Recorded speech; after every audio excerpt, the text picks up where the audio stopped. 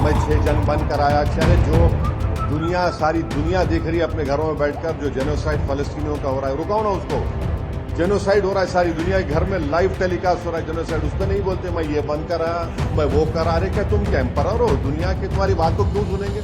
AIMIM के प्रमुख और सांसद असदुद्दीन ओवैसी ने अमेरिकी राष्ट्रपति डोनाल्ड ट्रंप पर कड़ा हमला बोला। ओवैसी ने कहा कि ट्रंप की दुनिया में शांति लाने की बातें बकवास हैं और उन्होंने ट्रंप से सीधे कहा कि अगर हिम्मत है तो गाजा में हो रहे नरसंहार को रोकें। उन्होंने अमेरिकी विदेश नीति और इजरायल की कार्रवाई पर भी सवाल उठाए। आपको बता दें कि AIMIM प्रमुख असदुद्दीन ओवैसी ने एक बार फिर अपने तीखे और बेबाक अंदाज में गाजा में हो रहे नरसंहार को लेकर अमेरिका, इजरायल और ट्रंप पर कड़ा हमला बोला है। ओवैसी ने कहा, बकवास करना बंद करो।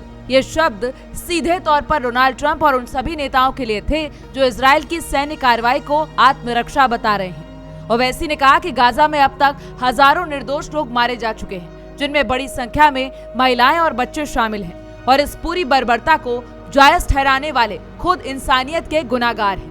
आगे ओवैसी क्या कह रहे हैं आपको सुनाते हैं। मैं 6 जंग बंद कराया। चले जो सारी दुनिया देख रही है अपने घरों में बैठकर, जो जेनोसाइड फलस्तीनियों का हो रहा है, रुकाओ ना उसको। हिंद रजब एक बच्ची है, मालूम आपको? उसकी गाड़ी के ऊपर 300 गोलियां चलाई इजरायली फौज, 300 rounds.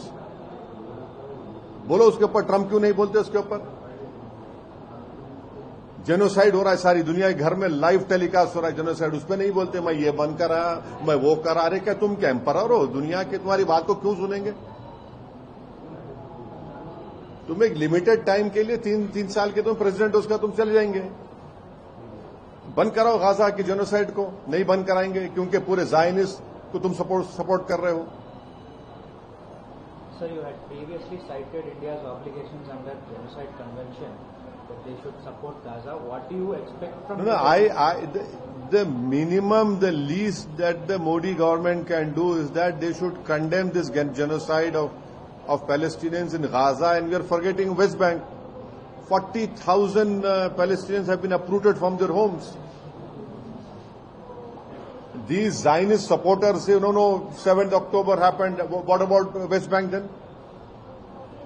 How is it that 40,000 Palestinians have been uprooted from West Bank? Every day their houses are being removed, demolished over there.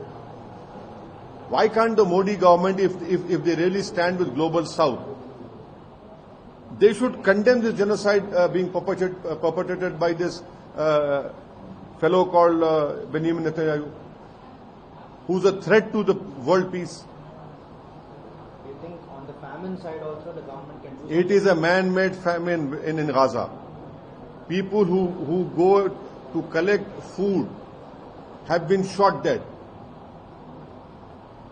And the whole world is seeing, everyone is seeing, but no one has the courage to put an end to this genocide. Me and you have not seen the Holocaust done by Hitler to Jews.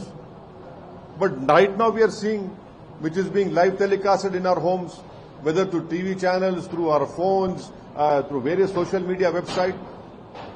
But no one is stopping the genocide.